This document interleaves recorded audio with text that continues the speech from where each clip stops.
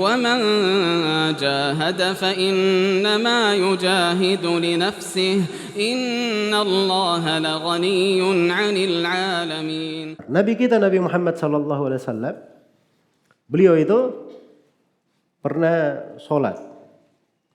Iya. Kemudian datang Abu Jahal.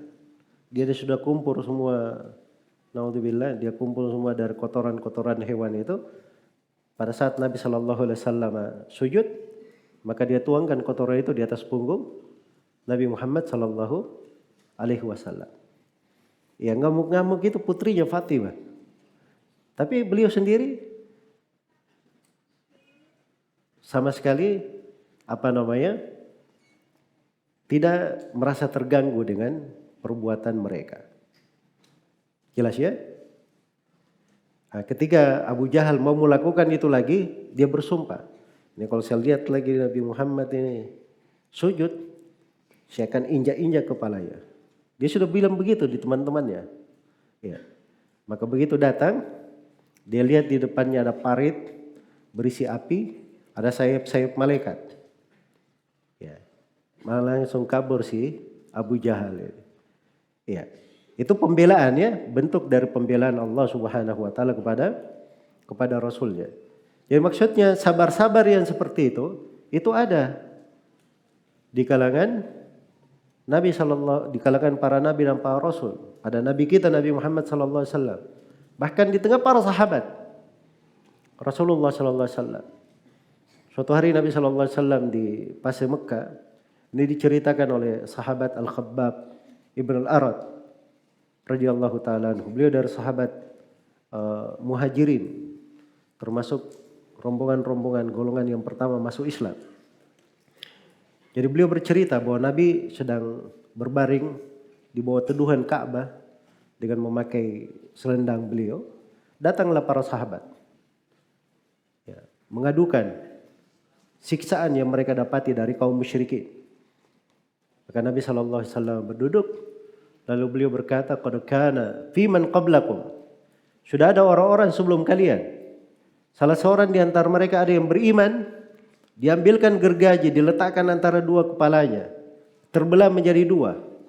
Dan di antara umat-umat yang telah lalu, ada yang didatangkan sisir-sisir besi, diletakkan di punggungnya, sampai menembus masuk ke tulang-tulangnya. Bersamaan dengan itu, tidak ada yang surut dari agama mereka. Iya. Terus Nabi bersumpah, sungguh Allah akan menyempurnakan perkara agama ini. Kemudian akhirnya beliau katakan, walakinnakum qaumun tasta'jilun.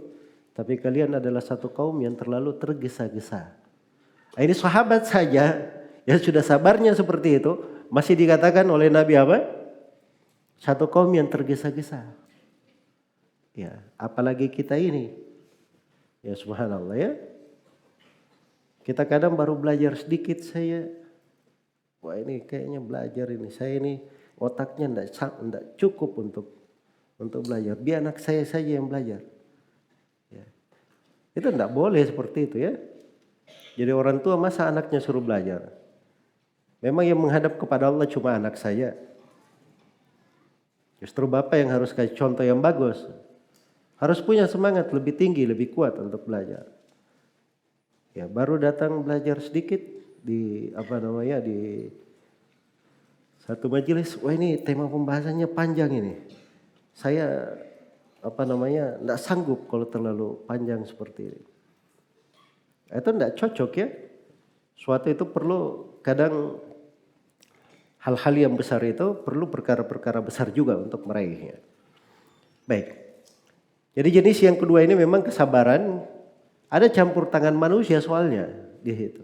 Makanya bersabarnya itu sulit. Ya. Kata Syekh rahimahullah, wa kana nabiyuna sallallahu alaihi wasallam idza udi yaqul yarhamullahu Musa laqad udiya bi aktsar min hadza fa sabar. Adalah nabi kita Nabi Muhammad sallallahu alaihi wasallam, beliau berkata, semoga Allah merahmati Nabi Musa. Nabi Musa ini diuji lebih banyak daripada ini tapi beliau bersabar. Wa akhbaran nabiyyan minal anbiya annahu darabahu qaumuhu faja'ala yaqul Allahumma ighfir li qaumi fa innahum la ya'lamun. Dan telah dikabarkan dari seorang nabi dari para nabi. Ini haditsnya di Sahih Al-Bukhari ya. di Sahih Al-Bukhari dan di Sahih Muslim dari Ibnu Mas'ud. Ya, bahwa Nabi sallallahu alaihi wasallam itu menghikayatkan seorang nabi, darabahu qaumuhu fa'admau. Ya, seorang nabi dipukuli oleh kaumnya sampai dia berdarah. Tapi nabi ini hanya berkata, Allahumma ighfir li qaumi fa innahum la ya'lamun. Ya Allah, ampunilah kaumku, sesungguhnya mereka tidak mengetahui. Perhatikan itu, dia lihat musibah yang menimpanya bukan pada zat orang yang memukulinya, tapi dilihat pada kejahilan mereka. Pada kejahilan mereka. Itu cara menilai ya sesuatu itu tergantung kita menilainya bagaimana. Iya, itulah yang akan diterangkan oleh Syekh di sini. Salah satu cara bersabar, jangan kita lihat pada kasat mata yang menimpakan musibah itu. Tapi kadang kita perlu lihat hal-hal lain. Oh, mungkin ini saya kena musibah karena dosa saya. Mungkin. Nah, itu akan membantu dia untuk apa? Untuk dia bersabar. Apalagi kalau dia masuk ke jenjang-jenjang penghambaan. Wah, itu luar biasa lagi. Iya. Kalau dia masuk di jenjang-jenjang ubudiyah. Itu masih ada hal-hal yang belum diterangkan oleh Syekh di sini. Syekh sebutkan 20 kiat bisa bersabar untuk jenis cobaan yang seperti ini. Cobaan kalau ada gangguan manusia, campur tangan manusia di situ. Beliau terangkan 20 cara bersabarnya. Dan dari 20 cara bersabar itu masih ada hal-hal lain belum beliau sebutkan. Disebutkan oleh para ulama. Bahkan di antara hal-hal itu ada perkara-perkara yang sangat penting sekali. Membuat orang apa? Bisa bersabar. Belum disebutkan juga oleh Syekh rahimahullah. Ini yang tersirat di dalam hadits ya. Karena di sini Nabi ini dipukuli oleh kaumnya, dia tidak melihat kepada kaum yang memukulinya. Tapi dia melihat sudut lain. Mereka tidak mengetahui kejahilan yang dilihat. Iya, kejahilannya. Nah, itu seorang kalau dia punya fikih di dalam ibadah dari amalan-amalan hati, itu hebat itu. Iya. Mungkin saja ada hal-hal yang menimpanya, dia akan kembali muhasabah pada dirinya. Dia akan kembali melihat bahwa dirinya banyak kekurangan. Ya, banyak kekurangan. Dan kalau dia dilihat dirinya sebagai seorang budak Allah, hamba Allah, ini kamu seorang budak, hari ini banyak pelanggaranmu. Mungkin di waktu-waktu yang kemarin kamu banyak melanggar. Makanya kamu tertimpa hal-hal yang seperti ini. Nah, itu sudut-sudut luar biasa ya. Luar biasa. Di dalam menekan jiwa dan membantu seseorang itu bersabar. Ini Nabi ini yang disebutkan di dalam hadits ini. Jadi Nabi katanya itu, kata Ibnu Mas'ud, menghikayatkan seorang Nabi. Dipukuli oleh kaumnya sampai berdarah. Kemudian Nabi ini berdoa, Allahumma ighfir li qaumi fa innahum la ya'lamun. Ibnu Hajar menyebutkan di syarahnya bahwa sebagian ulama mengatakan Nabi itu menghikayatkan dirinya sendiri. Menghikayatkan siapa? Dirinya sendiri. Bahwa itu kejadian pernah menimpa Nabi kita Nabi Muhammad sallallahu alaihi wasallam. Kata beliau, qad ruwiya anhu sallallahu alaihi wasallam annahu jara lahu mithlu hadza ma'a qaumihi faja'ala yaqulu mithlu dzalik. Dan telah diriwayatkan dari beliau sallallahu alaihi wasallam bahwa berjalan pada beliau seperti ini bersama kaumnya, ya, tapi beliau berucap seperti itu. Yang paling tegasnya itu sebenarnya ketika Nabi itu mendatangi keluarganya di Taif. Ya, Rasulullah sallallahu alaihi wasallam ya, beliau mendakwai orang-orang Quraisy. Ya. Dan beliau dimusuhi. Maka beliau pun berjalan dari Mekah menuju ke Taif. Karena di sana ada beberapa dari keluarga beliau. Beliau datangi untuk didakwai. Begitu sampai di sana, justru mereka melempari Nabi sallallahu alaihi wasallam penduduk Taif ini. Ya. Dan itu ujiannya dahsyat sekali. Dahsyat sekali. Sampai Nabi itu berkata, saya tidak sadar melihat perbuatan mereka itu, saya berjalan, saya tidak sadar sampai saya sudah sampai ke Qarnat Sa'alib, nama satu tempat antara Taif dan Mekah. Jadi beliau sendiri tidak sadar berjalan. Saking dahsyatnya itu yang beliau lihat di ini. Biasanya orang yang berjalan begitu tidak sadar, itu kan beban pikirannya itu besar sekali. Iya. Beliau nggak sadar kecuali sudah sampai di situ, tiba-tiba Jibril turun bersama seorang malaikat. Jibril berkata, "Ya Muhammad, ini adalah malaikat penjaga gunung. Dia belum pernah turun sebelumnya dari langit. Dia sekarang turun dengan perintah Allah. Kalau kamu perintah dia membalik 2 gunung Aksyabain untuk menutup habis penduduk Taif, dia akan melakukannya." Iya. Maka Nabi SAW berkata, Inni la arju ayyukhrijallahu min aslabihim may ya'budullaha la yusyrikuna bihi syai'a. Kata beliau, sungguhnya saya sangat berharap akan keluar dari keturunan penduduk Taif ini orang yang beriman kepada Allah, tidak berbuat kesyirikan sama sekali. Nabi lebih dahsyat lagi ininya. Beliau tidak memikirkan orang ini saja, tapi beliau harap dari keturunannya ada yang beribadah kepada Allah, tidak berbuat kesyirikan. Itu subhanallah ya. Iya. Itu dari keberadaannya Nabi kita, Nabi Muhammad SAW. Jadi memang yang disebut oleh Syekhul Islam Ibnu Taimiyah, contoh sabar pada hal yang seperti ini, itu kebanyakannya dicontohkan oleh siapa? Para nabi dan para rasul.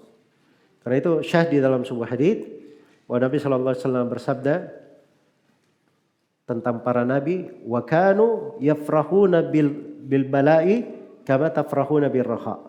Adalah para nabi itu mereka sangat bergembira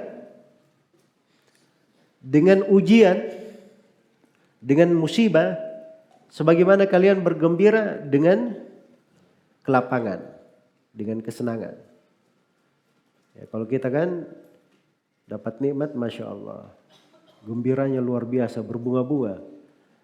Ya, ada yang tiba-tiba dapat untung di bisnisnya 1 M.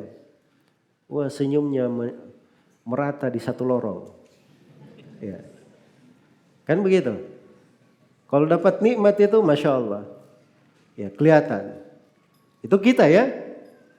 Tapi kalau kena musibah, ya kelihatan di wajahnya. Kadang berhari-hari, berbulan-bulan. Itu kita memandangnya, cara memandangnya. Tapi kalau para nabi sebaliknya, mereka kena musibah malah bergembira. Bergembira dengan hal tersebut. Ini jenjang tinggi karena dia naik ke jenjang syukur namanya. Jenjang kesyukuran. Baik. Kemudian di kisah ini, Allahumma ighfir li qaumi fa innahum la ya'lamun, kata Syekh, fajama fi hadza thalathata umur. Al-'afwu anhum wal istighfaru lahum wal i'tidar anhum bi annahum la ya'lamun. Maka ini mengumpulkan 3 perkara. Jadi ucapan itu Allahumma ighfir li qaumi fa innahum la ya'lamun, itu Nabi mengumpulkan 3 perkara di situ. Pertama, dimaafkan mereka. Kemudian yang kedua, dimohonkan ampun. Kemudian diberi udzur lagi. Sungguhnya mereka belum tahu. Belum tahu. Subhanallah, betapa indahnya ya. Diberi 3 hal sekaligus. Ya, dimaafkan, dimohonkan ampun, diberi udzur lagi. Diberi udzur lagi. Itu ketinggian akhlak. Beda dengan kita ya. Orang kesalahannya jelas saja, dia memang tidak sengaja. Kita berpikirnya bagaimana caranya supaya dia sengaja. Supaya dianggap sengaja. Itu tidak benar. Ya, benar. Itu menunjukkan bahwa pada jiwa itu ada hal-hal yang perlu dirapikan. Kalau begitu cara berpikirnya. Iya. Baik.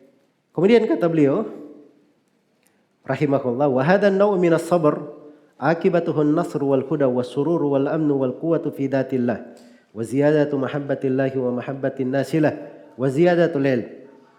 Kata beliau, ini jenis dari sabar ini.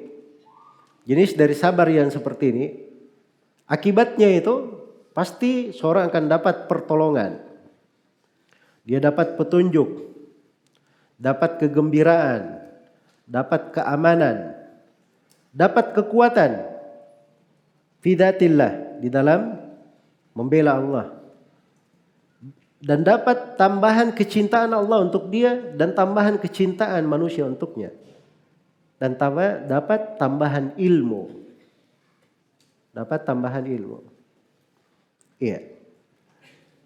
Jadi ini sabar ini luar biasa ya, sabar jenis yang seperti ini. Memang berat, tapi pahalanya yang paling banyak. Pahalanya yang paling banyak. Seorang bisa dapat pertolongan karena sabar itu. Itulah yang terjadi pada Nabi Shallallahu Alaihi Wasallam. Iya. Makanya ketika Fathu Mekkah itu, ya, Nabi Shallallahu Alaihi Wasallam sudah menguasai menaklukkan Mekah. Ya, menaklukkan Mekah. Kemudian setelah itu semua orang sudah tunduk di bawahnya. Maka orang-orang sudah berpikir, apa yang akan dilakukan oleh Nabi ini terhadap suatu kaum yang mengusir beliau dari kampung halamannya, memerangi beliau. Satu kaum yang menyebabkan istrinya meninggal, harus berpisah dengan keluarganya yang dia cintai, membuat banyak dari para sahabatnya berkorban. Kira-kira apa yang beliau akan lakukan? Beliau bilang, siapa yang masuk ke rumah Abu Sufyan dia aman. Ketika melihat tawanan-tawanan itu, kata beliau, idhabu fa antum muttalaqa. Pergilah kalian semua sudah bebas. Dan dilakukan oleh siapa? Nabi Muhammad sallallahu alaihi wasallam. Jadi itu membuat datangnya pertolongan. Walihada qala Allah Ta'ala wa ja'alna minhum a'immatan yahduna bi amrina lamma sabaru wa kanu bi ayatina yuqinun.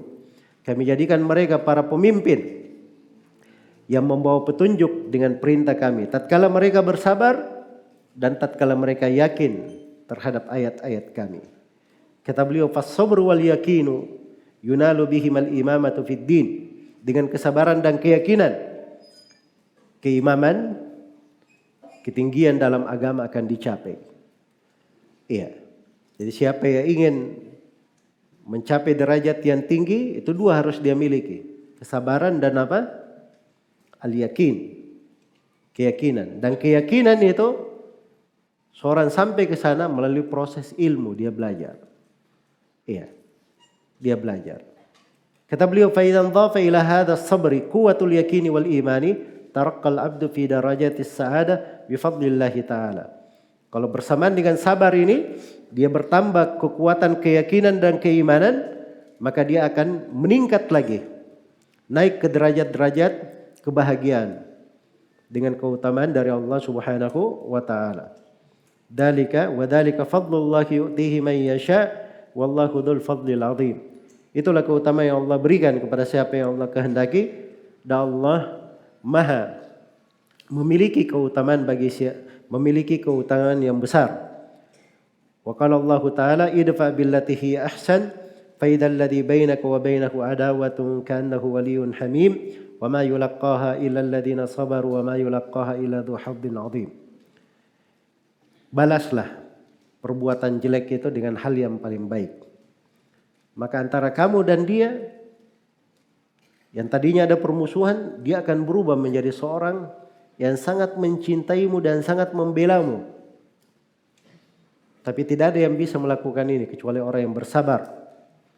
Dan tidak ada yang bisa melakukan hal ini kecuali orang yang memiliki bagian yang sangat besar. Iya. Ini memang akhlak, bukan akhlak orang sembarangan. Ini akhlak orang-orang besar. Akhlak orang-orang besar. Iya. Dan dengan akhlak yang seperti inilah Islam itu dijayakan. Islam itu dijayakan. Dan di dalam sejarah itu para ulama, para imam, mereka yang diterima dakwanya itu punya akhlak yang seperti ini. Orang-orang yang bisa membalas kejelekan dengan kebaikan. Orang-orang yang ketika dia sudah berkuasa, dia diterima oleh manusia, orang-orang dengar kepada dia, malah dia berbuat hal yang lebih baik dari yang mereka pikirkan. Iya. Itulah orang-orang yang besar namanya. Nah ini berjalan ya, sebagian ulama kita itu ada yang menyebut sebuah kejadian di Sudan. Ya. Seorang dai salafi, dia dipukuli oleh seorang Ya biasalah karena dia mengajak kepada tauhid dan seterusnya. Orang yang tidak suka dipukuli sampai dia pingsan. Ya karena memukuli orang, yang memukul ini ditangkap sama polisi. Diprosesnya di penjara. Tapi lihat nih seorang salafi. Begitu dia bangun dari siuman dari pingsannya, dia tanya, mana tadi orang yang memukuli saya? Katanya sudah di penjara. Katanya subhanallah. Dia sedih mendengar itu. Siapa yang mengurusi anak istrinya nanti? Kalau dia di penjara, siapa yang bekerja untuk mereka? Dia kenal orang itu, cuman orang ini kalau dia di penjara itu membahayakan keluarganya. Maka dia bilang, biarkan saya sudah maafkan. Nggak bisa lagi, sudah ditangkap polisi, sudah di penjara. Ya maka dia di penjara pun akhirnya orang ini memberi biaya kepada anak dan istrinya selama dia di penjara. Iya. Dia kasih biaya. Jelas ya? Kalau kita kan, mana dia di penjara? Oh, bagus, mampus kamu. Itu kita itu, kalau kayak kita.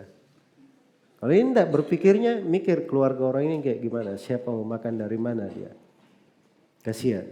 Dikasih biaya selama dia di penjara. Subhanallah begitu orang ini tahu dia keluar dari penjara, berubah. Langsung berubah. Datang dia minta maaf dan menjadilah orang yang termasuk orang yang sangat baik.